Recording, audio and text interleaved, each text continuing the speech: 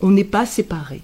Aucun être ne peut être séparé. Et la philosophie orientale considère le fait de se croire séparé comme une hérésie. C'est antinaturel, c'est pas possible. On n'est pas séparé, on est relié, on est une humanité. On n'est pas possesseur de la nature, on fait partie de la nature. Être séparé, c'est une illusion de l'ego. L'ego aime se séparer pour se sentir tranquille au chaud, pas confronté, pas mis en danger. Donc ce soir, nous allons nous inspirer de la philosophie bantoue d'Afrique australe, dont le concept central Ubuntu. Aujourd'hui, il est connu. J'ai discuté avec des jeunes qui connaissaient pas spécialement Ubuntu avec le processus de réconciliation en Afrique du Sud, mais plutôt le système d'exploitation informatique. J'avoue que c'était un peu nébuleux pour moi. On va pas trop en parler ce soir, on pourra en parler après autour d'un verre si vous voulez. Mais en tout cas, ce concept central Ubuntu, il a eu un impact fort dans les 40 dernières années, que ce soit effectivement en Afrique du Sud, mais pas que, dans d'autres pays d'Afrique également. Aussi donc développement de systèmes informatiques collaboratifs, je le dis tout de même, parce que c'est porteur aussi de cette idéologie-là, mais aussi le management, donc c'est aussi une clé qui est utilisée dans certaines entreprises au niveau du management. En tout cas, on va voir ce que je vous propose de voir ensemble, que je pense que ça nous offre des clés très intéressantes par rapport à nos temps troublés. Moi, ce terme Ubuntu, je l'ai vraiment découvert plus précisément pendant le confinement, en visionnant une courte vidéo que certains d'entre vous ont peut-être vue d'une philosophe belge qui s'appelle Pascal Seyès. Je ne sais pas exactement comment ça se prononce, Pascal Seyès, et qui racontait une belle histoire. Alors, je vais vous la raconter. On va commencer par une belle histoire. Je la lis parce que pour ne pas en louper un mot. Un Américain en poste en Afrique australe, désireux d'occuper des enfants en leur proposant un jeu, suggéra de faire la course, avec pour le premier arrivé au bout de l'épreuve une récompense, comme il se doit. Les enfants s'élancèrent un à un vers la ligne d'arrivée, ils coururent de toute la force de leurs jambes et, à la surprise générale, lorsqu'ils s'approchèrent de la ligne d'arrivée, quelque chose d'extraordinaire se produisit. Les enfants ouvrirent grand leurs bras et se saisirent les mains, et dans une grande chaîne solidaire, et dans un vent de poussière d'or, ils coururent ensemble et franchirent ensemble la ligne d'arrivée. Il n'y eut aucun vainqueur, aucun perdant. L'esprit de compétition inscrit au cœur du sport était pulvérisé. Lorsqu'on interrogea les enfants sur leurs gestes, pour vérifier s'ils avaient bien compris la règle du jeu, ils invoquèrent un concept, une notion en usage dans les langues bantoues, qui se dit Ubuntu. Le terme a été employé par le prix Nobel de la paix Nelson Mandela et par Desmond Tutu pour désigner un mot parent dans nos langues à celle de la fraternité, l'humanité, pour désigner que nos destins, quoi qu'il nous en coûte de les envisager ainsi, sont inextricablement liés, et que cette co-appartenance à un monde commun constitue la seule manière de penser ce qu'il y a de plus grand en nous, de nous-mêmes. Dans la culture Xhosa et dans les langues bantoues, Ubuntu est résumé dans le dicton « Je suis parce que nous sommes, et parce que nous sommes, je suis ». Voilà le sujet posé. Alors pourquoi Ubuntu pour ouvrir ce festival de la nuit de la philosophie? Alors, déjà, il m'a touché le cœur et j'avais vraiment envie de le partager un jour dans une conférence. Et je dirais pour l'antidote. Il nous faut des médicaments. Je suis tombée l'été dernier sur une citation qui est à l'extrême opposé d'Ubuntu. Et le problème, me suis-je dit, c'est que ça illustre à merveille les sociétés industrielles et technologiques dans lesquelles nous sommes actuellement. Cette citation dit « Le monde change à une vitesse folle, le fort ne battra plus le faible, dorénavant ce sera le rapide qui battra le lent. » C'est une citation de pas un grand philosophe, de Rupert Murdoch, Mania de la presse, et c'est très ancien, enfin c'est ancien, ça date de 2011, donc c'est pas hier, mais je l'ai lu cet été. Et voilà, cette citation qui révèle un monde qui valorise l'immédiateté, la confusion des informations, un monde de compétition, si c'est pas pour avoir le pouvoir, c'est pour aller plus vite que l'autre, d'accélération, quel que soit le but, on se pose pas trop la question, et donc qui va de plus en plus rapidement vers ses limites. Je vous fais pas de dessin, environnemental, social, politique, économique, etc. De gouvernance, d'équilibre global. Face à cet emballement, la philosophie en tant que démarche, en tant que voie, va nous inviter à éviter cet écueil de l'inconscience, d'être inconscient de où nous allons, en prenant le temps, l'espace intérieur d'approfondir notre pensée, de discerner qu'est-ce qui est vrai, qu'est-ce qui est faux, qu'est-ce qui est essentiel, qu'est-ce qui est accessoire. De nous poser, accessoirement, la question de quelle vie individuellement je souhaite, quelle vie collective nous souhaitons. Et aussi, elle nous invite à remettre les choses dans la perspective d'un homme qui n'est pas séparé, mais relié. Relié à lui-même, relié aux autres hommes, relié à la nature au sens large.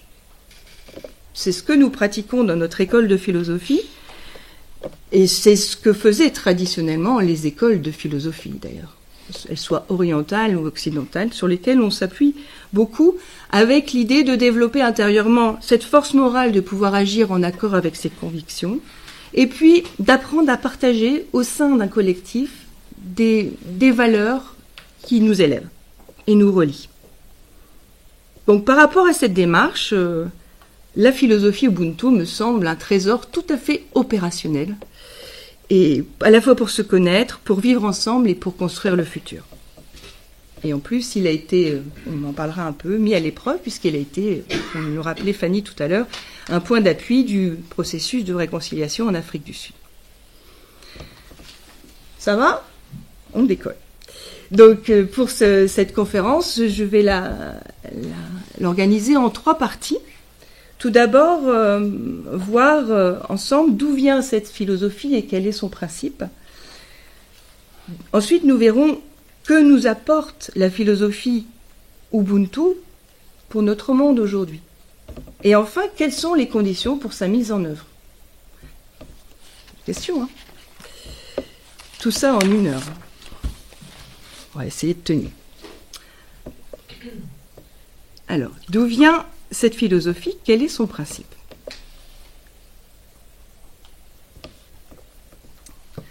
Elle est connue pour avoir été relayée par Nelson Mandela, Desmond Tutu. C'est donc au moment de la fin de l'apartheid en Afrique du Sud.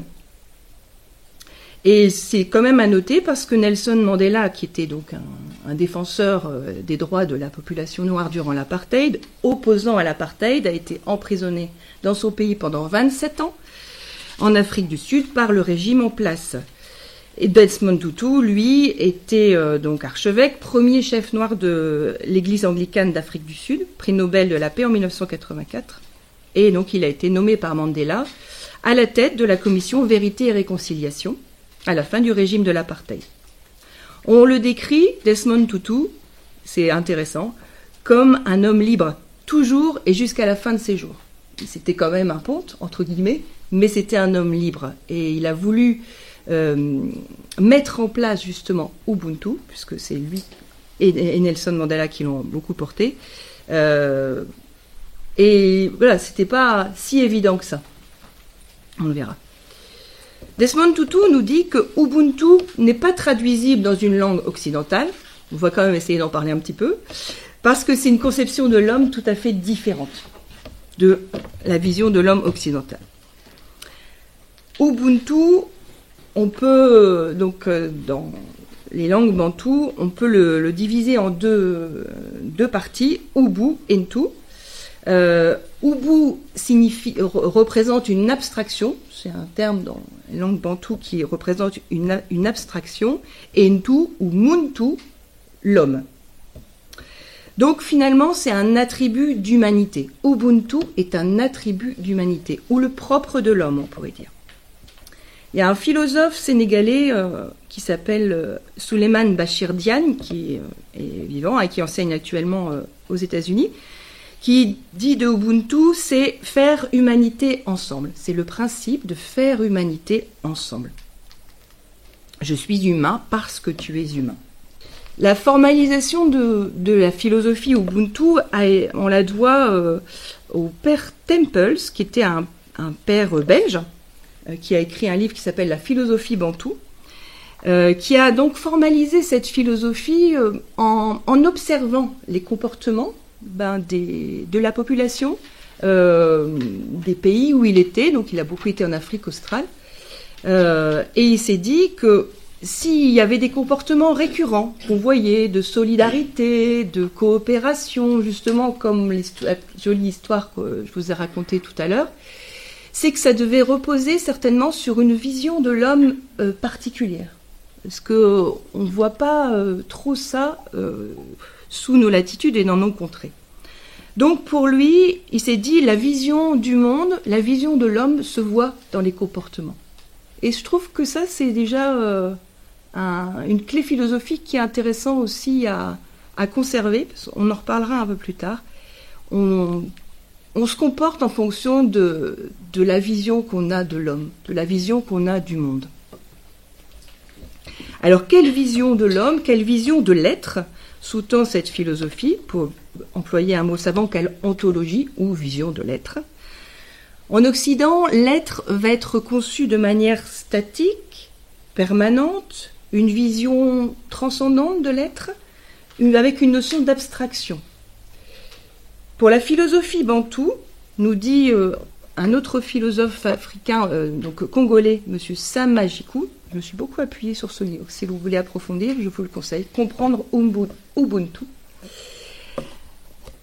Il nous dit l'être est force, ce qui possède la force. L'être, c'est la force. La force est être. Tous les êtres sont des forces. Donc on va avoir un regard un peu différent.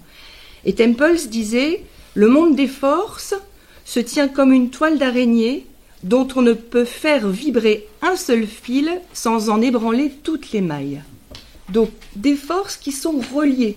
C'était avant le web qui disait ça, c'était pas... Donc à la fois la notion de force et la notion de relation. D'emblée, dans la nature de l'être, on a l'aspect de relation. Je suis car nous sommes. On commence à y voir un petit peu plus clair. Donc à la fois, ça amène beaucoup de respect par rapport à la vie, et on met au centre la vie, l'union vitale et l'interrelation entre les êtres.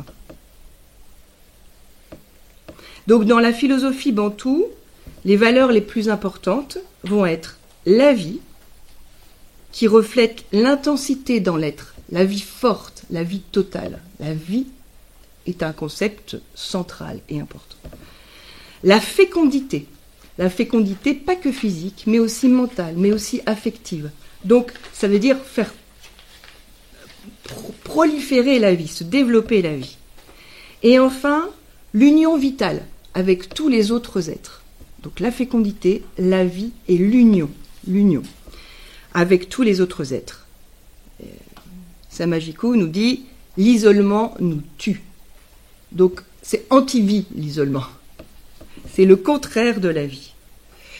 Donc, on est dans une représentation du monde très vivante qui m'a fait penser, quand j'ai approfondi cette étude, à un écosystème, à l'aspect écosystémique. On ne peut pas se penser séparé du reste. La séparation, l'opposition durable n'ont pas leur place dans ce monde. Ça ne relève pas de l'être. Il ne peut pas y avoir d'être quand il y a séparation.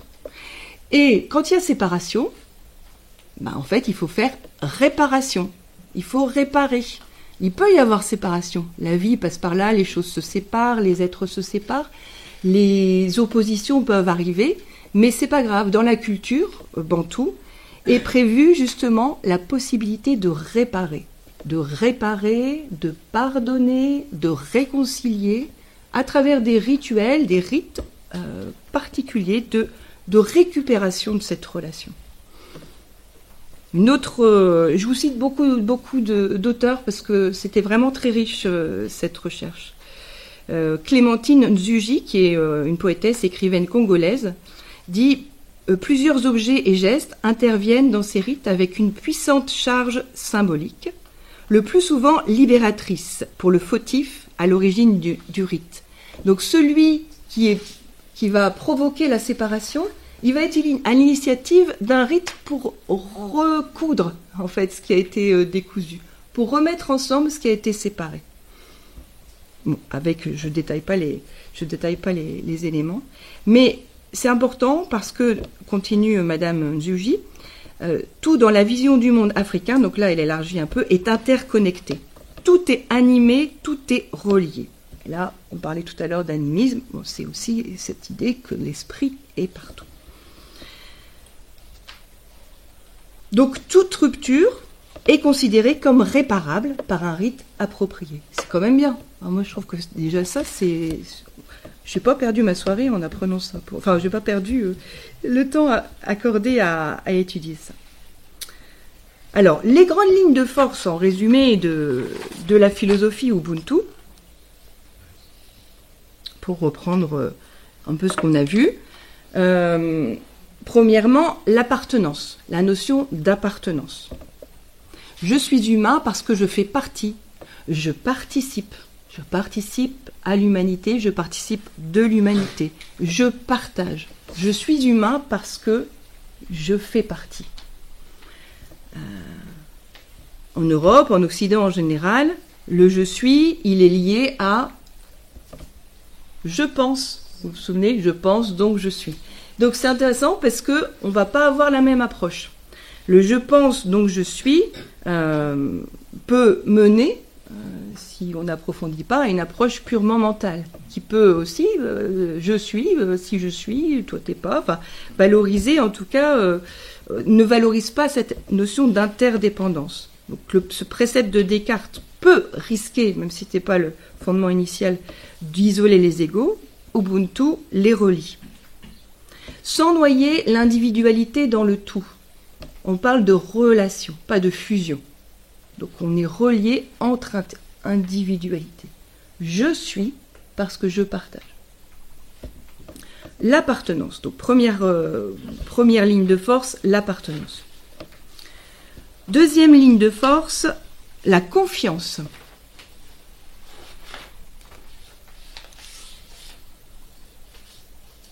Et moi ça je trouve que c'est très intéressant aussi. Je ne suis pas menacée par les compétences des autres. Au contraire. Et si les autres sont rabaissés, moi aussi je serai rabaissée. Imaginez tous les petits enfants qui passaient la ligne d'arrivée ensemble. Parce qu'il y a une solidarité consubstantielle à l'humanité. Je suis, car nous sommes. Donc la confiance. Tout ça produit beaucoup de confiance. Troisième ligne de force, on en a un peu parlé tout à l'heure, la réparation. Quand il y a eu violence ou injustice, qu'est-ce qu'il s'agit de réparer? Desmond Tutu nous dit qu'il faut réparer la force vitale de la relation entre les êtres. Elle a été coupée, on doit la reconsolider. Et pour reconsolider la relation, la loi du talion, œil pour œil, dent pour dent, ne fonctionne pas. Parce que ça contribue plutôt à séparer encore davantage. Si je rends coup pour coup, comme on est solidaire, ça va générer des dommages collatéraux et finalement ne résoudra pas les problèmes. La réparation doit avoir lieu, c'est, nous dit Desmond Tutu, une réconciliation, une reconstitution des relations entre les forces vitales dans leur intégrité. Dernière ligne de force, alors c'est un mot, un néologisme, la membralité. La membralité, qui signifie le fait que l'être humain ne peut pas être solitaire. Il ne peut pas être solitaire, il est membre de plus grand. Il est au centre d'un réseau de relations entre tous les êtres de l'univers. Il en fait partie. Et ça va lui donner à la fois de la force, de la puissance, aussi de la vulnérabilité, mais à assumer. Je fais partie d'un ensemble. Mais grâce à la solidarité, je peux assumer cette vulnérabilité. Parce que je sais qu'on est ensemble.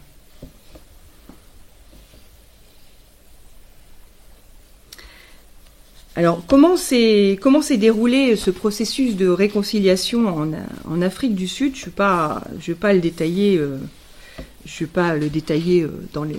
De façon très approfondie parce que il y a vraiment vous pouvez trouver beaucoup de choses, mais ce qui m'intéresse c'est de chercher les clés philosophiques justement qu'on peut en retirer. Donc cette réconciliation a été menée à travers une commission qui était présidée par Desmond Tutu, donc qui a été missionnée par Nelson Mandela pour ce faire. Et l'objectif était d'établir les faits et d'amorcer le processus de réconciliation au sein du pays à la fin de l'apartheid. Et j'ai trouvé très intéressant la finalité, la mission qui s'était donnée. Je cite Desmond Tutu. Il dit « Elle avait pour mission de répondre aux besoins de compréhension et non de vengeance. » Donc face à la vengeance, mettre la compréhension. Le besoin de réparation et non de représailles, le besoin d'Ubuntu et non de victimisation. Face à Ubuntu, il met la victimisation. Donc la justice à remettre en place, on a dit, c'est pas œil pour œil, dent pour dent, c'est pas de la pure rétribution, même si il y a eu quand même des sanctions, mais il y a eu aussi de l'amnistie. C'est pour ça que c'est délicat, hein, c'est particulier. Mais l'objectif était de restaurer les liens sociaux, à une période où le pays aurait pu complètement exploser et partir dans un chaos innommable, dans une violence irrécupérable.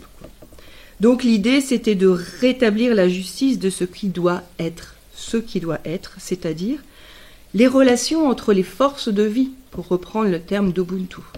Tout se fait dans les relations et les relations entre les êtres, entre les liens sociaux, la reconstruction d'une communauté, voire la construction.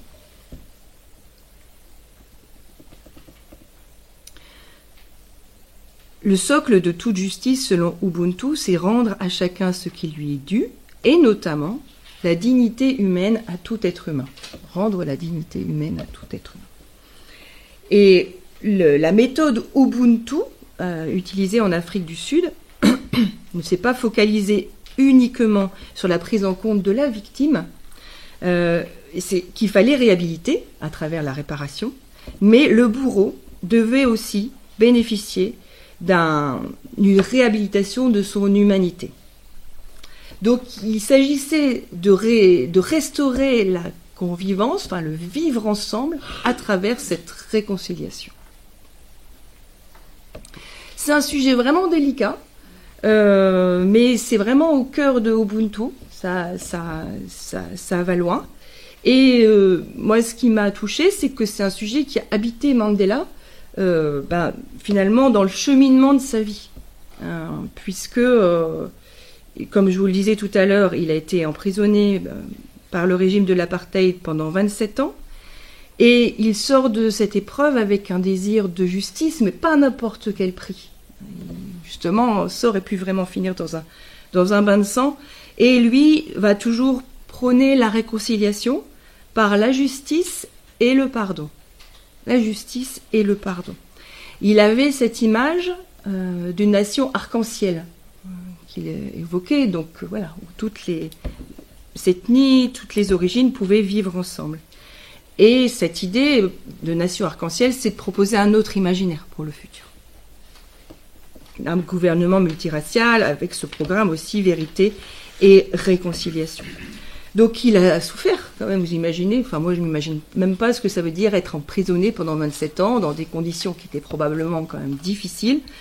Et en fait, il ne s'est pas enfermé dans sa revendication ou dans son statut de victime, pourtant il y aurait eu de quoi le faire, mais il a cherché à mettre en place ce qui allait lui permettre de construire, voire reconstruire, de lutter pour et pas contre.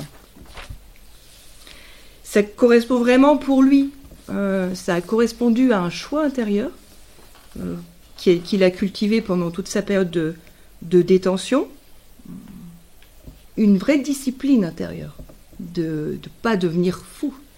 À part des pratiques, il avait une discipline physique, pratiquer les exercices physiques tous les jours pour conserver sa dignité.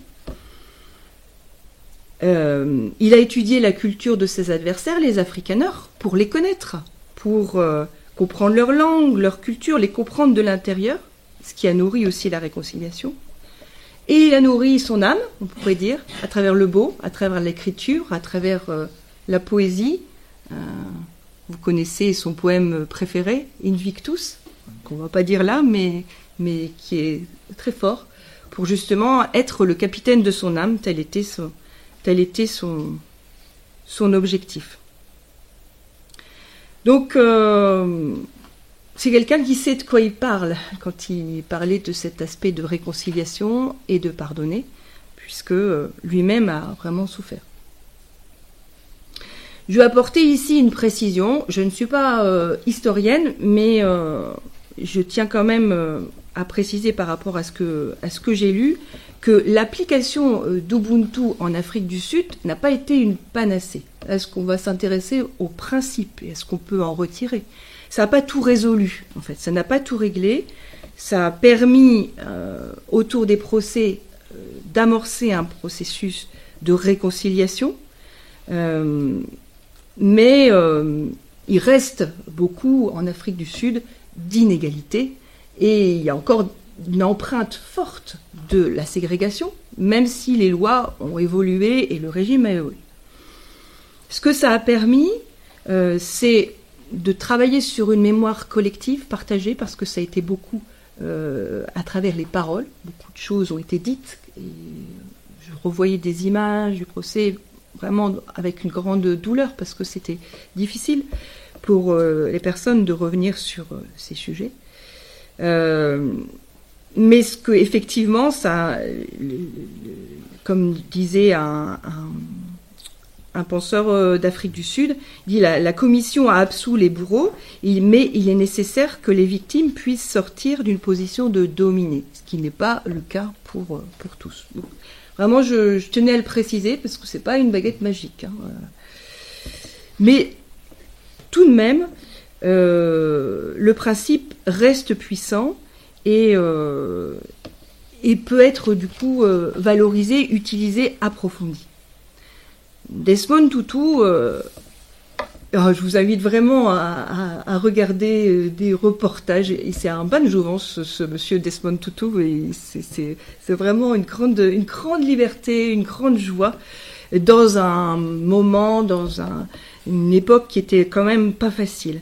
Il nous disait Ubuntu va favoriser la rencontre d'homme à homme. Et par cette rencontre d'homme à homme, il peut y avoir, c'est propice à la communion entre le tortionnaire et la victime d'hier pour faire évoluer, aller vers une connaissance réciproque, ensuite une sympathie et peut-être enfin l'amour. C'est un idéaliste, Desmond Tutu, et il croyait en cette conviction de la force de l'amour qui devait triompher. Je voudrais mettre en perspective, avant de passer à ce que nous apporte Ubuntu pour aujourd'hui, les clés philosophiques d'Ubuntu en lien avec d'autres apports, d'autres philosophies, parce que ça m'a fait penser à beaucoup de références, en fait, quand j'ai lu sur Ubuntu. Premier élément, alors, au hasard, enfin pas au hasard, mais à ce qui me venait, je ne suis pas du tout exhaustive, je vous préviens, la non-séparativité, la clé de la non-séparativité. On n'est pas séparés. Aucun être ne peut être séparé. Et la philosophie orientale considère le fait de se croire séparé comme une hérésie. C'est antinaturel. C'est pas possible. On n'est pas séparés. On est reliés. On n'est pas tout seul. On est une humanité. On n'est pas possesseur de la nature. On fait partie de la nature. Être séparé, c'est une hérésie. C'est une illusion de l'ego. L'ego aime se séparer pour se sentir tranquille au chaud, pas confronté, pas mis en danger. Clé de la non-séparativité. Deuxième clé, Deuxième apport philosophique avec lesquels on peut mettre en perspective Ubuntu, elle est hindouiste, celle-là, hindoue. Le karma yoga, là où la voie de l'action juste. On en parle un peu plus dans le cycle de philo, mais je vous en donne quelques mots. L'idée est d'utiliser une voie pour pouvoir apprendre de l'action, pour aller vers plus de justice intérieurement et du coup autour de soi. Je suis responsable de mes actes. Ça ne veut pas dire je suis coupable, parce que si je suis coupable, j'arrête tout. Je me flagelle et je passe mon temps à me flageller. Dans une période comme la nôtre où personne n'ose s'exprimer en dehors de la pensée dominante par crainte d'être blacklisté ou autre, je peux me racheter de l'intérieur. J'ai fait une bêtise, je peux me racheter. Je suis responsable de ma destinée intérieure. Et troisième élément, troisième mise en perspective, avec un apport de Hannah Arendt, philosophe juive allemande naturalisée américaine du XXe siècle, elle se définissait pas comme philosophe d'ailleurs, elle disait qu'elle était politologue. Mais politologue, philosophe, journaliste, qui a écrit beaucoup sur la philosophie de l'histoire, sur le totalitarisme, et bon, ayant été juive en Allemagne, elle savait ce dont elle parlait. Et elle nous parle d'un élément dont Ubuntu nous a parlé un peu aussi, qui est le pardon. Et elle dit: le pardon réalise l'impossible, ce qui semblait impossible, supprimer les actes du passé et libérer des conséquences de l'acte celui qui pardonne et celui qui est pardonné. Le pardon est libérateur. En pardonnant, je me libère. Et je libère. Et donc, c'est une condition de la liberté. C'est une condition de la liberté individuelle, de pouvoir pardonner. Si je ne pardonne pas, je suis attaché. Et c'est, nous dit-elle, seulement en se déliant ainsi mutuellement de ce qu'ils font que les hommes peuvent rester de libres agents. Intéressant de voir le pardon, là pas dans une approche, c'est bien, c'est gentil de pardonner, c'est pas gentil de pas pardonner. Là, on parle de la conscience. Ça libère la conscience que de pouvoir pardonner. Et ça libère l'autre. Que nous apporte, avec tout ça, la philosophie Ubuntu aujourd'hui? Sélection non exhaustive non plus. 3 points, et c'est pas exhaustif. Premièrement, la conscience qu'il est nécessaire de penser l'homme et le monde. Penser l'homme et le monde pour récupérer une liberté de conscience. Être conscient de c'est quoi l'homme, c'est quoi le monde, et pour pouvoir se servir de cette conscience pour être au monde. Puisque en fonction de la façon dont on va concevoir l'homme, on va concevoir et faire notre vie et notre société. Mais des fois, est-ce qu'on conçoit vraiment, est-ce qu'on pense vraiment, c'est quoi ma vie, on y réfléchit vraiment? Est-ce que je me suis posé la question récemment sur ce sujet-là? Est-ce qu'aujourd'hui, quelle est la finalité de la vie? J'allais vous donner la réponse puisque je vais vous proposer un petit exercice. Pour vous, messieurs, dames, la question est la suivante. Dans nos sociétés occidentales, que disent nos comportements, nos us et coutumes, sur notre vision de l'homme? Alors, par ici, au sein de la société, qu'est-ce qui nous relie, qu'est-ce qui nous pousse à faire société ensemble?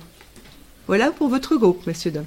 C'est intéressant, c'est une bonne clé synthétique qu'on peut retenir. C'est l'intérêt qui nous réunit, mais après, tout dépend de là où on place l'intérêt.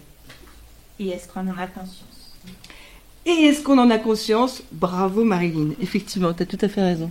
Parce que, effectivement, c'était la première clé que je vous proposais, c'est se dire de quoi je suis conscient en agissant, en faisant société, de quoi je suis conscient. Est-ce qu'on est conscient de ce qu'on est en train de partager, ou est-ce qu'on cherche juste à... je m'étais noté quelques exemples, acheter une plus grosse voiture, avoir le dernier iPhone, prendre l'avion à chaque vacances pour prendre des photos que je ne regarderai jamais, etc., etc. Comment? Voilà, est-ce que l'homme se définit par son pouvoir d'achat? Et si la réponse est non, pourquoi est-ce qu'on en est là où on en est?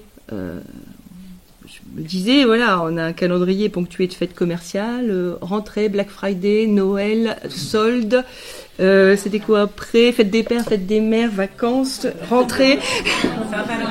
Saint-Valentin, j'ai oublié la Saint-Valentin, je la fête pas, c'est pour ça. Bon, ça donne une idée de ce à quoi on donne priorité pour rythmer nos vies. C'est vraiment le philosophe, il va être un petit peu le temps, comme disait Socrate, hein, il va piquer en disant bah t'es sûr que t'es en lien avec l'idéal, etc. Oui, ça se serait. Parfois je le suis, mais parfois j'organise ma vie, je suis subie par ma vie. Donc d'où en avoir conscience est important. Si on donne la priorité aux biens matériels, le problème c'est qu'ils ne se partagent pas. Et ce que tu as, je l'aurai pas. Et ce que j'ai, tu l'auras pas. Et pour les biens métaphysiques ou les biens qu'on peut partager justement, les biens dans la communauté informatique Ubuntu, les biens qu'on partage dans la communauté, on met en premier lieu la valeur métaphysique, le partage. Et ça, la fraternité, on peut la partager. Si je produis de la fraternité, hop, tu peux en avoir aussi, et toi tu peux la produire, et ça grandit. Ça a l'air idiot comme affaire, mais ça marche bien. Et c'est intéressant de se dire, est-ce qu'on va plutôt, pour éclairer notre monde actuel, lutter contre ou lutter pour un projet d'union? Vous avez dit, ce qui nous unit, c'est justement avoir un idéal commun, avoir un intérêt commun. Un intérêt commun. Mais si c'est un intérêt commun purement utilitaire, si j'ai plus besoin de toi, le Kleenex, je te jette. Bon, j'ai fait des études d'économie, donc ça me parle assez bien quand on parle de tout ça. Est-ce qu'on choisit la logique de coopération ou celle de la compétition? C'est un choix de société, mais c'est aussi un choix qui vient d'un choix individuel. Donc, être conscient de nos choix. Être conscient de nos choix à niveau individuel et collectif.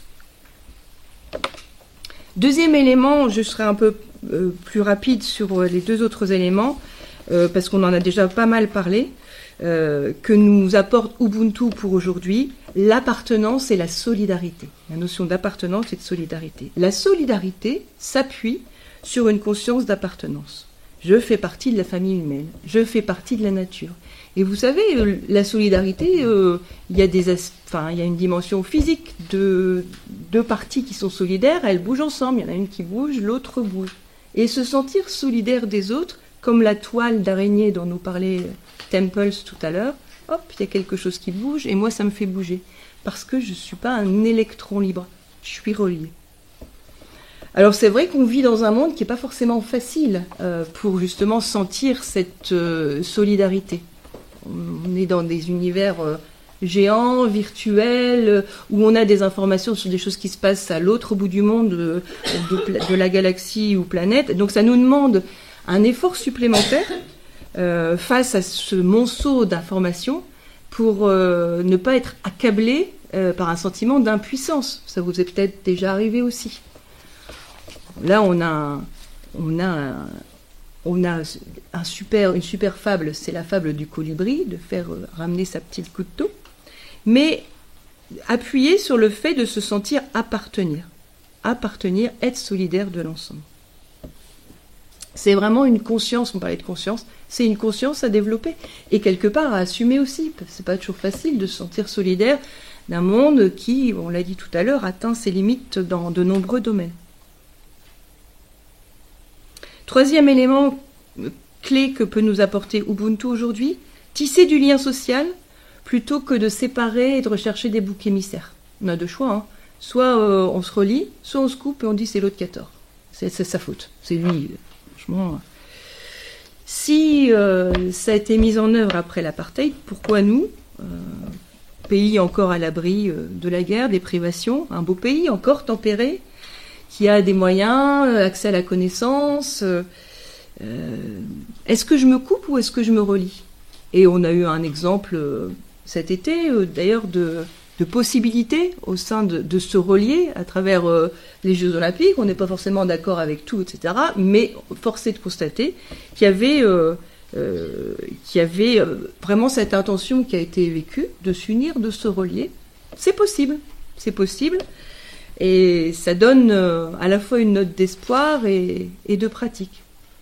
c'est pas utopique. C'est peut-être idéaliste, c'est un idéal, l'union, mais c'est pas utopique, c'est pas impossible. Et ce sera pas parfait. C'est comme ce qu'on a dit tout à l'heure par rapport au Ubuntu. Mais c'est possible, et c'est un choix. On termine, et j'en viens à ma conclusion.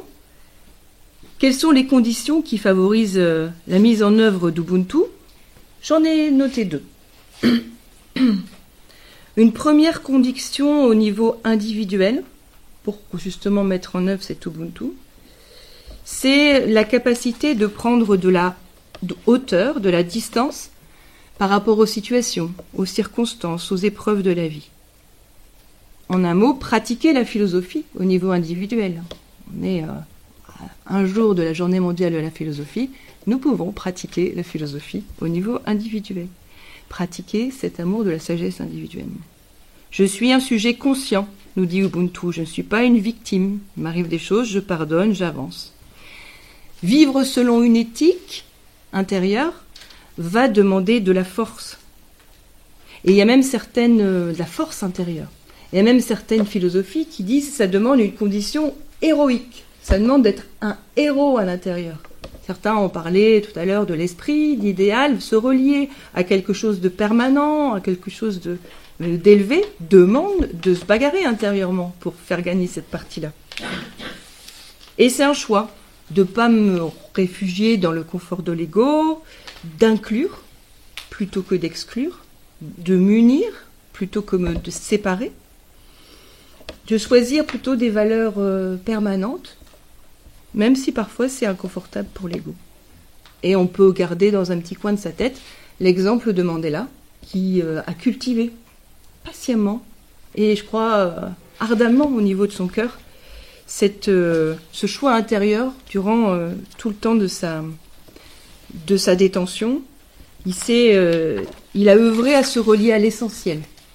C'était son sport intérieur, se relier à l'essentiel. Je ne suis pas les circonstances extérieures, je ne suis pas ma petite cellule dans laquelle je suis enfermée dans des conditions indignes. Mais je suis digne, je suis un être humain, je suis debout. Certes, dans une situation extérieure difficile, mais debout. Sortir finalement d'un statut de victime. Et il nous enseigne ça, Nelson Mandela. En sortant de mon statut de victime, je deviens un sujet actif, responsable. Et ça passe, pour reprendre ce que nous disait Hannah Arendt tout à l'heure, par le pardon. J'ai réfléchi parce que je me suis dit, c'est pas si facile que ça, le pardon. Ah bah non, Marie-Rose. Moi, j'ai 52 ans. Comme chacun d'entre vous, j'ai connu des contrariétés, des épreuves, des deuils, des disputes, des déceptions, voire des trahisons. Comment les aborder ? Est-ce que on a le choix, toujours, ruminer, rester enfermé dans le passé et pétrifié dans son passé, être victime ou décider de prendre de la hauteur, de s'intégrer, de réintégrer sa propre humanité en étant debout, parce que l'homme, il est debout. C'est ce qui lui permet de se libérer la tête pour pouvoir justement penser. On a dit « je pense, donc je suis ». Si on regarde que le « je pense », ça ne suffit pas. Mais en tout cas, avoir une hauteur de conscience. Pas être à quatre pattes. Je décide de jouer mon rôle, de remplir ma mission dans la société, d'apporter ma pierre à l'édifice. Mais c'est une intention intérieure à avoir, de sortir de ce statut-là. Donc, voilà, la première condition, développer la pratique philosophique individuelle. Deuxième condition, justement pour produire ce sentiment de « je suis car nous sommes », c'est développer l'éclectisme. S'ouvrir à l'autre. S'ouvrir et s'intéresser au meilleur de ce que l'autre peut m'apporter. L'autre individu, l'autre culture, se relier au meilleur de chaque culture. Oui, il y a eu des choses qui ne sont pas bonnes, des choses qui sont discutables, mais quel est ce meilleur ? Me relier à ce meilleur. Ça ne veut pas dire que j'absous tout le reste, mais je me relie à ce qui est bon. Et du coup, je place ma conscience dans ce qui est bon, dans ce qui est plus universel, dans ce qui est plus juste, dans ce qui est beau, dans ce qui est archétypal. Et au global, s'appuyer sur une vision plus large. L'éclectisme, c'est ça, c'est pouvoir élargir vraiment la vision du monde, de ne pas rester dans sa façon de penser, s'ouvrir à d'autres disciplines, aux sciences, aux arts, à ce que nous apportent les religions, pour mieux comprendre le monde. Donc finalement, à travers à la fois la pratique philosophique individuelle et à travers ce développement de l'éclectisme, l'idée, et ce que nous enseigne Ubuntu, c'est d'être au quotidien un acteur de l'humanité pour un meilleur vivre ensemble, pour un vivre ensemble renouvelé, réparer, retisser la relation. Vous vous souvenez, hein, ça faisait partie des enseignements d'Ubuntu, c'est tisser et retisser la relation. Et c'est possible au quotidien. Chacun, nous, c'est ce qu'on essaye de faire dans notre école de philosophie. On pratique la philosophie dans cet esprit-là, l'esprit de garder la conscience sur ce que je fais, savoir au nom de quoi je fais les choses, et aussi de pouvoir s'ouvrir à d'autres horizons. Voilà pour les enseignements que peuvent nous apporter Ubuntu et la façon dont on peut les mettre en œuvre. C'est une bonne question parce que Nelson Mandela, il est passé par là. Et effectivement, le mieux, parce que pour arriver à ce que disait Desmond Tutu, à l'amour, c'est le point final, ça passe entre deux par la compréhension. Il y a l'outil mental qui est important, de pouvoir comprendre. Et bon, après, on n'est pas là pour changer tout le monde non plus. Et peut-être qu'il y a quelque chose que la personne en face, même si je suis pas d'accord avec elle, il y a peut-être un petit bout de quelque chose que ça va m'apprendre par rapport, moi, à ma propre posture déjà. Et ensuite, oui, c'est le dialogue et le fait de pouvoir cheminer ensemble. Mais effectivement,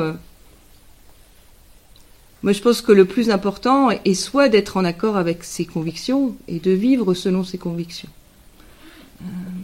Moi, je me souviens, au début que j'enseignais la philosophie, je trouvais ça tellement, des enseignements tellement riches que vraiment, j'étais très enthousiaste.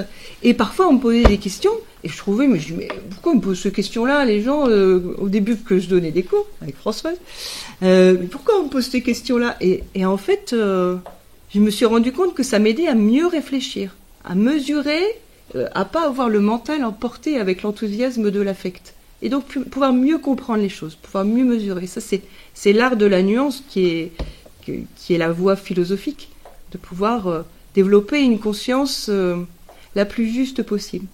Donc je pense qu'on peut toujours apprendre. Après, on n'est pas là pour convaincre tout le monde.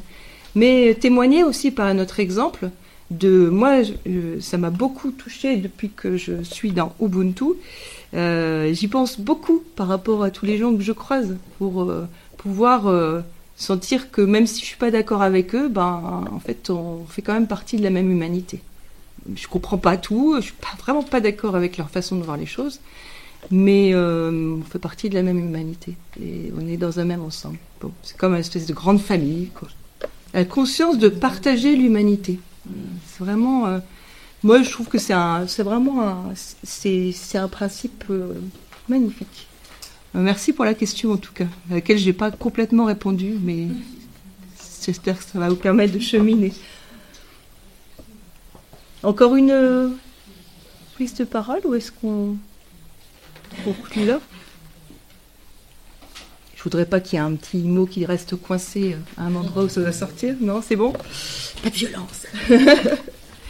Donc en conclusion, moi ce que je me dis, c'est que pour cheminer, vivre avec Ubuntu, c'est dépasser une vision égocentrée en prenant conscience du plus grand, que j'appartiens à plus grand. J'appartiens à plus grand par rapport à moi-même intérieurement et ce dont je suis conscient de moi aujourd'hui. Je peux élargir, je peux me dépasser intérieurement. J'appartiens à plus grand avec dans le lien avec les autres et avec la nature. Je fais partie de l'humanité. Je fais partie de la nature.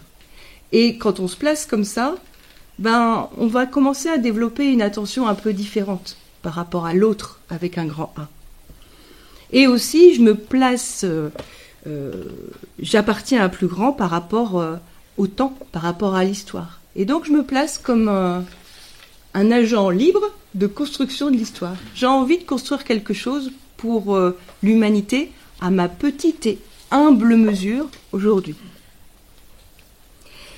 Et je voulais profiter de ce moment partagé ensemble pour pouvoir partager avec vous l'aventure philosophique. Parce que pour moi, quand j'ai découvert Ubuntu, c'est tout à fait en lien avec l'aventure philosophique. Et la semaine prochaine, moi je démarre un cycle, comme l'a dit Fanny, un cycle de formation philosophique qui va exactement dans ces trois liens-là. Le lien intérieur, le lien aux autres et le lien par rapport à la dimension historique de l'homme. Bon voilà, si ça vous intéresse vraiment, je serais ravie de pouvoir en discuter avec vous pour continuer l'aventure. C'est à la fois le développement d'une conscience individuelle, d'une conscience appartenant à un collectif, en se reliant à ce qui est essentiel. Plusieurs d'entre vous ont dit, on se relie, on fait société ensemble à travers le partage d'un idéal, le partage de l'essentiel. Donc la philosophie, ça va être la réflexion et la pratique au quotidien. C'est comme ça qu'on fonctionne dans notre école. On donne des éléments, philosophie d'Orient, d'Occident, et on donne aussi des échanges, espaces d'échange un peu plus développés que ce qu'on a vu ce soir, et des choses à pratiquer dans son quotidien. Être philosophe, c'est l'être au quotidien. Autour de 3 axes, donc développer la force intérieure, ça c'est l'éthique, le lien à soi-même. Avec autrui, développer Ubuntu. Non, c'était pas marqué comme ça, ouais. Mais en fait c'est ça, des relations authentiques, profondes, développer la relation, entretenir la relation pour faire société. Et la philosophie de l'histoire, comment construire, quelles sont les clés de la philosophie pour construire ensemble dans un monde en crise, mais pouvoir contribuer à construire autre chose, en conscience. Si ça vous intéresse, on en parle. Et puis, sinon, moi j'en ai terminé ma conférence. Je vous remercie beaucoup pour votre attention. Je vous souhaite une bonne fin de soirée et je vous voir à tous ensemble.